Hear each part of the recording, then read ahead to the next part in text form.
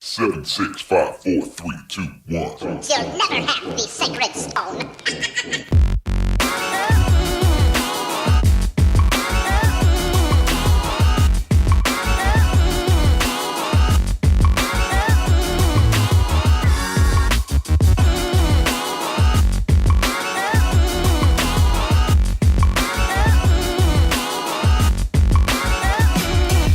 Welcome into the Vegas Squares podcast. It is Sunday. It is Wildcard Day number 2. We've got 2 more games on the slate after a fun Saturday of Wildcard weekend. Wildcard, and to me, of the playoff games always seems the most. It's almost like we watch Wildcard weekend the same way we watch the NCAA first and second rounds. Where are we going to get these crazy upsets? Even though the NFL, obviously the parity's a little closer than NCAA March Madness, but sometimes, I mean, look at last year when Tennessee came all the way back and beat Kansas City. You get games like that are fun more so in Wildcard weekend than the other ones.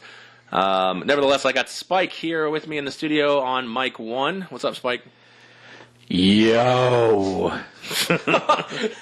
And we've got what are we calling him now? We got Proxy Tony. Proxy Tony back in the studio on mic number 2 there, and he'll be making the picks for Token. I'm glad we remembered that nickname after 24 hours because we do have a really bad habit of forgetting nicknames like day to day. Well, Token changes. We change Token's nickname like every other podcast. That's what I'm getting at. Like, so now with fake Token, I mean Proxy Tony. There it is. There it is. That's how you're listed in my phone too. I always put stupid names for fake people token. In my phone. So like you're under fake Token, you're under Vegas Squares Aaron, but like I've got a buddy back home that his literally in my phone as Denny has proposed to every girl he's seen naked, which is not only funny, but I think it's factually correct. Because there was the first one that he proposed to, they were engaged. Wait, naked in real life? Because, yeah, naked in real life. If he looks at porn, not be a strip club guy. I'm about to say, if he's not a strip club guy. He's definitively not a strip club guy. I'm in love with the stripper. The first one he proposed to, they never went all the way, everything else, and then when it was getting close to the wedding, she decided, I don't like you or men. So that kind of ruined it for him, and now he's married. That's gotta hurt your manhood. He's got like kids. If they completely just step in the other batter's box. Play for the other team, yeah. We saw that with Costanza back in the Seinfeld days. No, I understand. That's a written episode. I'm saying like actual in real life. Like it happens. It is the only person I know that has gotten dumped for that reason, and it was legitimate. It wasn't just an excuse where they went off. I was on the fence, but knowing you and being in bed with you completely validated my claim. Yeah, that one's harsh. That one would be rough. That's hard to come back from. So. Although I have had an ex that ended up playing for both sides for a while, and her next relationship was with a lady. So I was like, okay, that's fine if you want. If you have a girl who wants to play for both sides, you just want to be involved. You just kind of want to be there. You want to be involved. That's the attitude I took too. So yeah, that's fine, and it's still amicable. Like we still talk. So there you go. Yeah. Anyways, just another funny anecdote. So that was the end of Vegas Squares podcast. There wasn't really anything we had to say about this. We've only got 2 games to cover. I'm trying to Phil. Phil's not here right now. Oh, for fuck's sake. Anyways, we appreciate you tuning in. It is our Sunday Wildcard Weekend Picks and Chatter edition of the podcast. So we are making NFL picks as we always do for Sunday, except for the fact that we have a short sample size now. We don't have our full slate. We got 2 picks. You got L.A. and Baltimore, the Chargers, or the Clippers, as Spike likes to so adamantly call them. And then you have Philadelphia at Chicago as well in a game where we have Mitch Trubisky versus Big Dick Nick Foles. I just learned of this Big Dick Nick thing. I guess it's been around for a while. So. Yeah, I'd never heard of it until all of a sudden a Deadspin article was shared on Facebook. And anyways, we don't need to go down that rabbit hole. Let's thank the sponsors before they stop being sponsors here. 12 Ounce Sports Radio, which you're listening to, unless you're listening on VegasSquares.com. We have VGK Pop Sockets, ChaiPoker.com, and Eric on the Web Productions. All right, now that we got that all the way, we paid the bills. Let's talk about it. Which game, from a non-betting, from more of a fan perspective, are you most interested in seeing today, Sunday? Well, for me, it would be the Clippers in Baltimore. I think this is going to be a great game. I think being able to see what Lamar Jackson can do when he's going to be forced to throw for more than 110 yards, which I think he's done like twice this year. Fucking scrub. So He's really ruined a lot of your bold predictions. He really has. Oh, by the way, Spike, I just want to rub this in again. Baltimore, playoff team. Yeah. And again, like I said when this first happened, if I had known that they were going to bench Flacco, I would have agreed with you. All right, well, let's ask Proxy Tony then. Before I know I'm interrupting yours, but Proxy Tony, with Flacco in, are they a playoff team? It's good defense. I think that they have a distinct chance to be in. It's either this record or it's one rung lower, which I don't think it's them in. So, I mean, I don't want to play it. It can go either way. I'll say no. I'll say they're 9-7. Fuck, I was about to say hashtag suck it, Spike. But that might be a new hashtag for us. Suck it, Spike. It could very well be close. Just that defense. They're obviously here because of their defense. I don't think there's any doubt about that. Yeah. Timely plays on offense and strong defense. Yeah. All right, back to your gibberish. What I was going to say is, while I am looking forward to this game, I won't be able to watch it because it's at the same time as the Golden Knights game, and I have tickets. So that's kind of what happens when you're a season ticket holder. Just sell them and watch some football. No, I'm just kidding. I'd rather be at the hockey game myself, too. Yeah, exactly. Yeah. So, So what about you? Which game? I mean, obviously, wearing the Chicago Bears hat on your head, I would imagine I know the pick here. Yeah, that is the pick. We will go with the Philly-Chicago game. And being a general Bears supporter, I'm not a super fan or anything like that, but I've been following along ever since I've moved out of that city, which was now many years ago. But I'm more intrigued with this Philly team. They've had this massive run just to get into the playoffs, a very unexpected run, I think, by many standards, and certainly Foles, as you mentioned earlier, is one of the reasons for this. And to me, I want to see if this can continue, if they can play with this sense of urgency almost and this tenacity that we didn't see in the early part of the year after they've already made it. Because we've seen a lot of times in previous years where teams rise and they get to this point to the playoffs and then they run it kind of flat. Yeah, they fall a little bit flat when the playoffs. I was going to say the Giants, they backdoored in, 2 or 3, or not, I guess about 10 years ago now, and ran it all the way to the Super Bowl against the Patriots. True. That's true. But to me, that was still a better team in week 10 or 11 than this team was. But yes, no, your point is still good. It's just all my points are good. No? Okay. I don't know.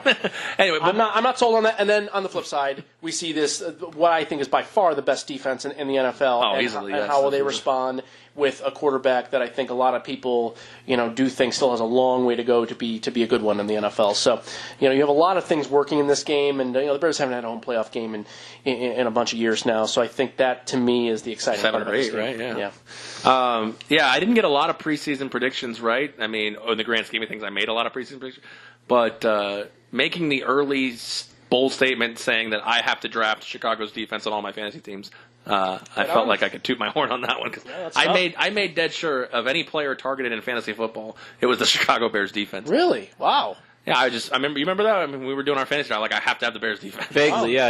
I think I do remember that. So I think Token was a little upset because he liked them pretty high on them too. But I think liked them. Yeah. I think it took him a week or two to get there.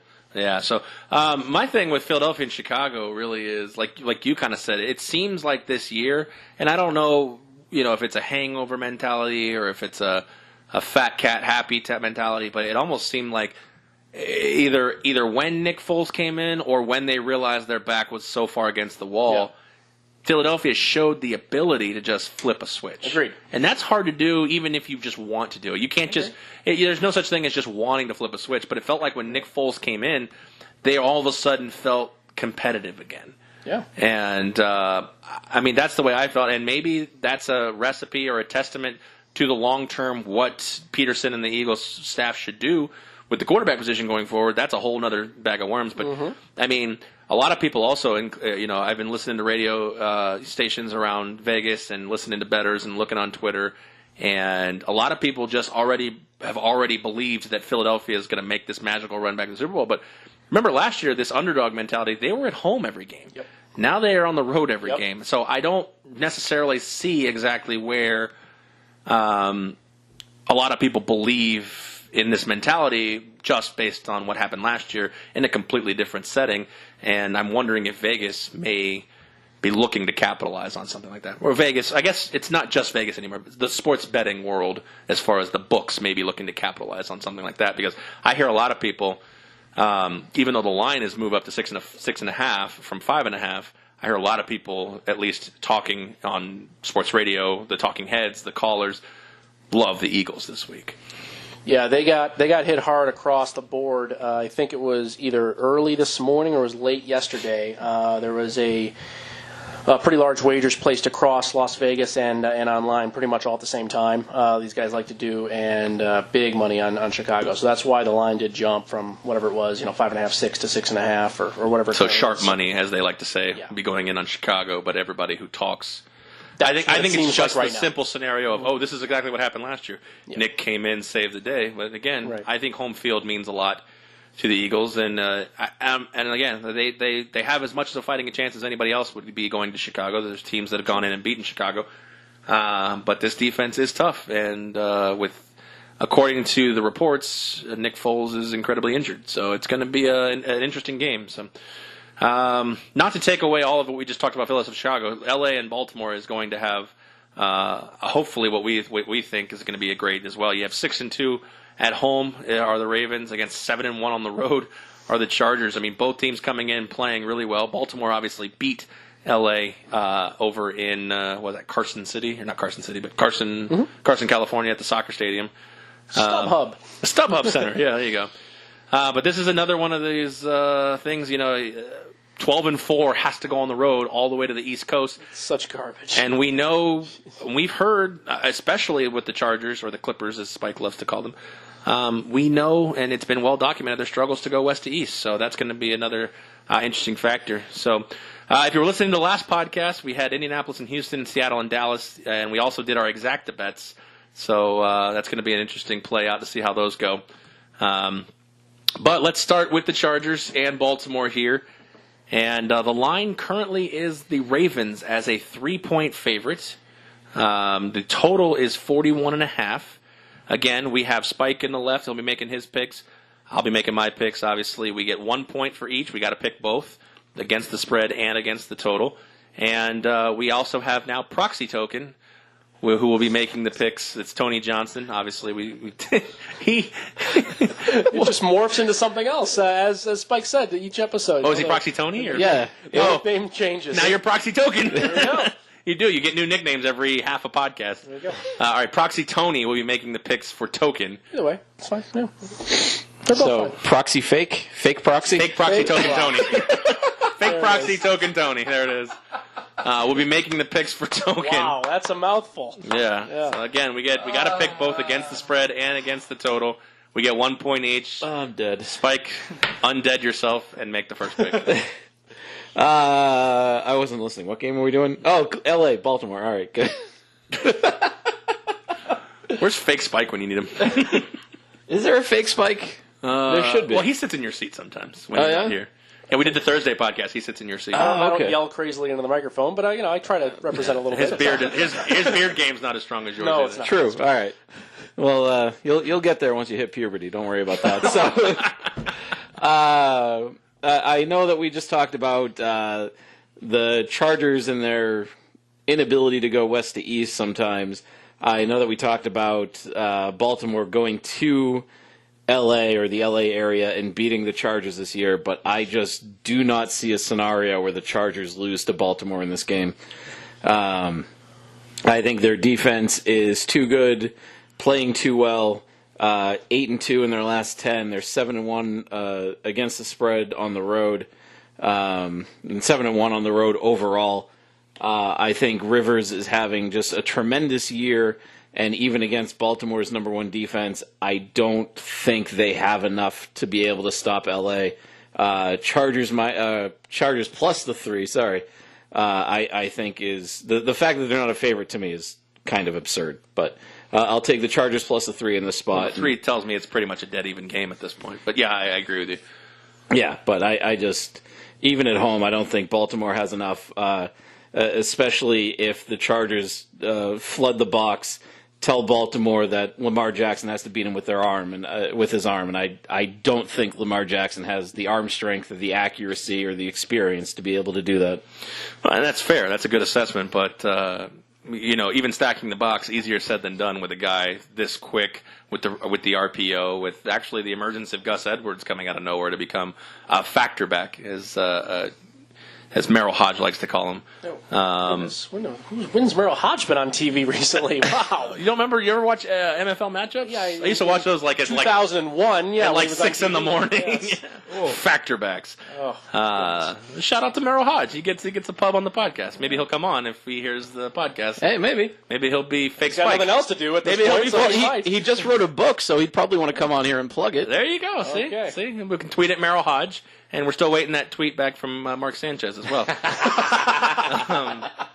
So yeah, I'm with you. Part of me feels like Baltimore's going to win this game, but it's going to be close. I think the smart play is to take the Chargers and the 3 points. They are probably the better overall team. Their defense is slightly subpar to Baltimore's, but offensively they definitely have the weapons. More so, I would take Keenan Allen over Crabtree and the Williams brothers over John Brown.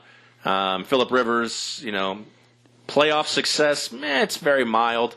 Hasn't really been in the playoffs since LaDainian Tomlinson left.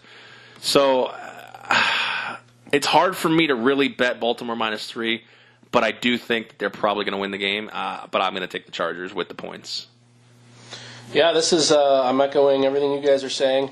Token does have the Chargers +3 on his pick, and I can just say in my own individual act, I've only made one actual wager so far on these games, both spreads and totals, and this is the one. I have the Chargers +2.5, +105, and now at +3, -110. I like them both. So this is just pretty easy to me. Pretty much everything Spike said, except I want to add that I don't care at all about their traveling across the country. That is completely overblown and overrated, and I do not care. And number two is this is the first team that has now played them with Lamar Jackson as a starting quarterback and get to play them again, a second time. So I think that can only be more beneficial with a defensive-minded head coach and just a team that has been relatively lights out, barring a few games, and this would be the one game I guess you would highlight where they really weren't in it all that much at home against Baltimore 3 weeks ago. But I just really, really like this game for the Chargers. I think this is the one that can get very much out of hand.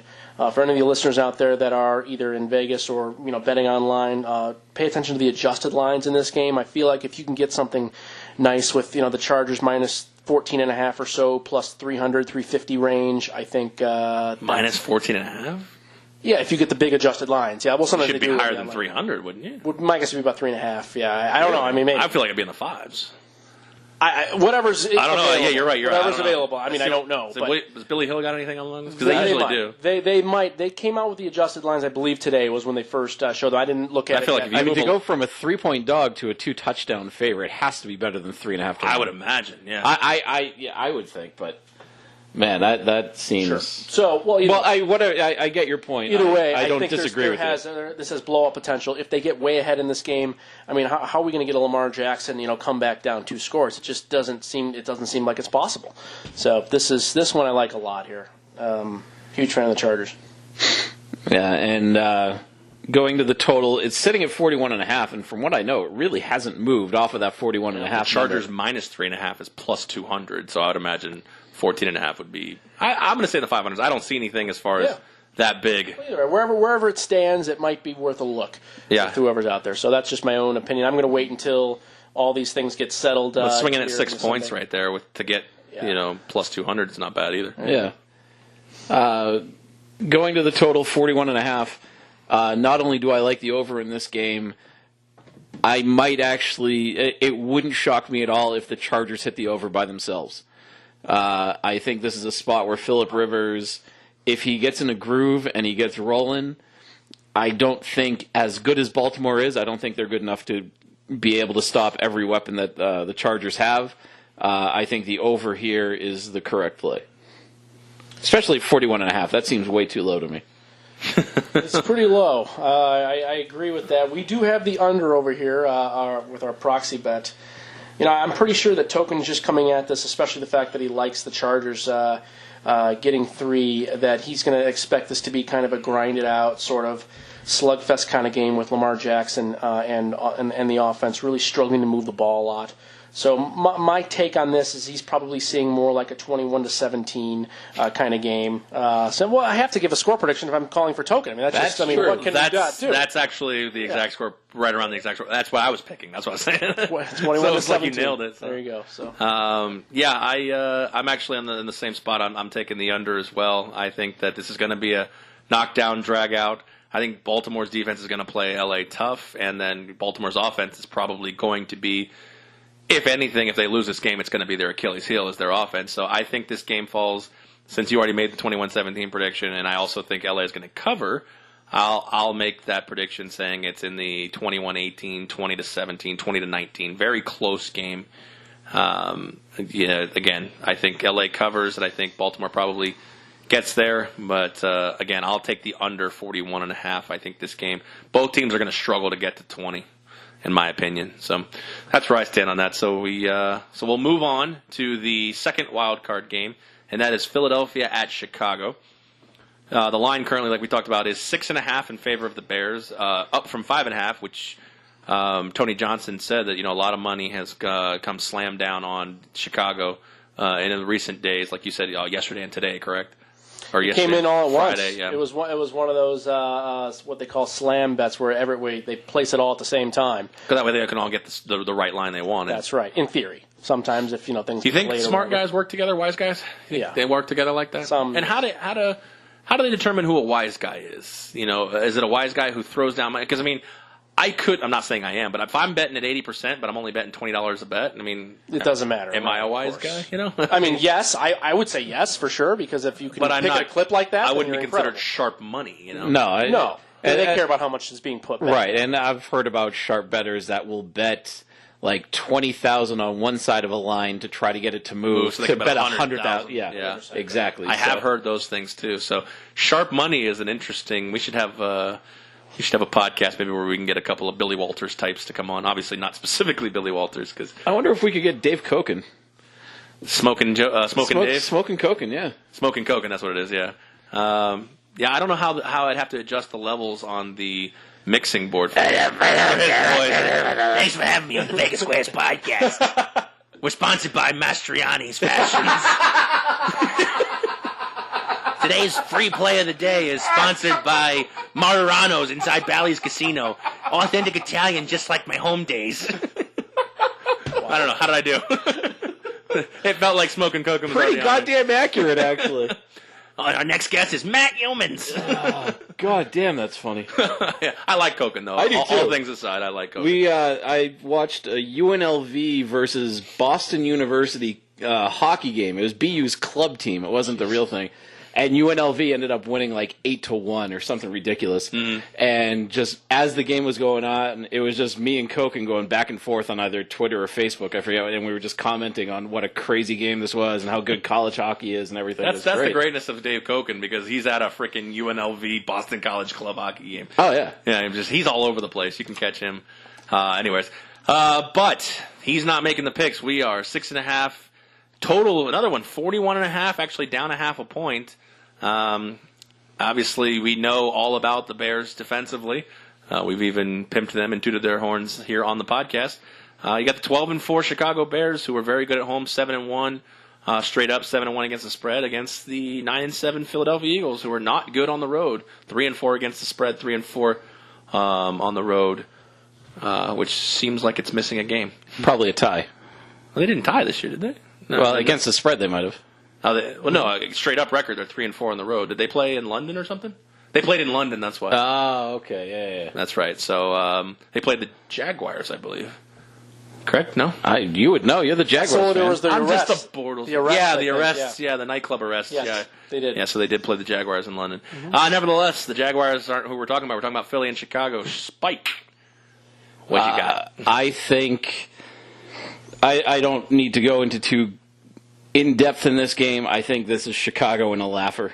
I think the fans start leaving about a minute and a half into the fourth quarter when Chicago's up 3 scores. And it's 21 degrees and chilly as fuck. And I the wind's think, blowing. They'll stay, a lot of them. Foles is... their shirts off. Foles is out, Sudfeld's out, and I think they're down to, like, their punter is their emergency quarterback. Donnie Jones at quarterback. Yeah. No, I have absolutely no faith in Philadelphia even keeping this game close. Yeah, it's... Token, unfortunately, this is another one of those where I think he might be by himself here with this pick, but do have Philly getting the 6.5 here. And this one I'll just bring up individually. This is the first time I'll talk about weather in these games because there's only 2 outdoor games anyway, but this game should be relatively windy. Wind gusts predicted up to about 20 miles an hour in this one, which I actually think might have an effect, especially if potentially Philly gets behind in this game. And it's going to be tough for Philly to get yards and or points anyway, but if the fact they have to do it from behind without any run game whatsoever is going to be extremely difficult. So that's another kind of portion to this bet that I think is very interesting. But for token side, we have Philly getting 6.5, and hopefully, I guess, probably going to be hoping for some Trubisky mistakes along the way. Yeah, I think that's how that one's going to get there, for sure. Well, yeah, I mean, I think the defense will be on point, like you said, and it really goes with Trubisky in the running game. I mean, Jordan Howard, yes, last week he had a great game, but overall he hasn't been the power back that, well, they expected him to be. I mean, that he's been the last few years. Oh, no. It feels like he had such a tremendous drop-off this year. And Tariq Cohen obviously can't run between the tackles. So, I mean, this feels like you talked about with the temperature and the weather, you really, as Chicago, even though you have a great defense, I think the better defense is keeping the ball out of Foles' hands because Foles has shown that, in the face of adversity, he's able to do the unthinkable sometimes. Sometimes. Yeah. The other times he puts up an absolute really fucking bad stinker. But I mean, in the playoffs, over the last year, the playoffs, even against Atlanta, he put a stinker up but found a way to win. I mean, and when just this week, I mean, we talked about everybody wants to make the GOAT comparisons with Brady, Montana, and Manning, and Brady came out and said what I think is almost the nail in the coffin. Really, with it is I don't care about stats, I care about wins. Sure. And with Nick Foles, that's all Philadelphia cares about. If he's 10 for 25 and they win by 3, that's a win in their book. And all that being said, I still think Chicago's going to win this game by 7 to 10 points, covering the 6.5. I do think I think this game will be closer than it sounds like you feel. I don't feel the laugher. In fact, I don't know if I feel a laugher in any of the 4 games.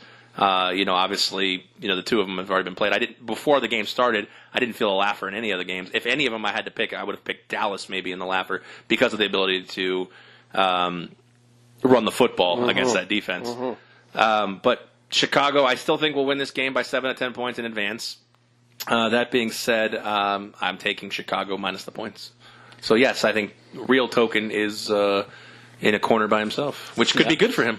Yeah, it could be good, but I do believe he's going to struggle against the field of 2 here with these picks.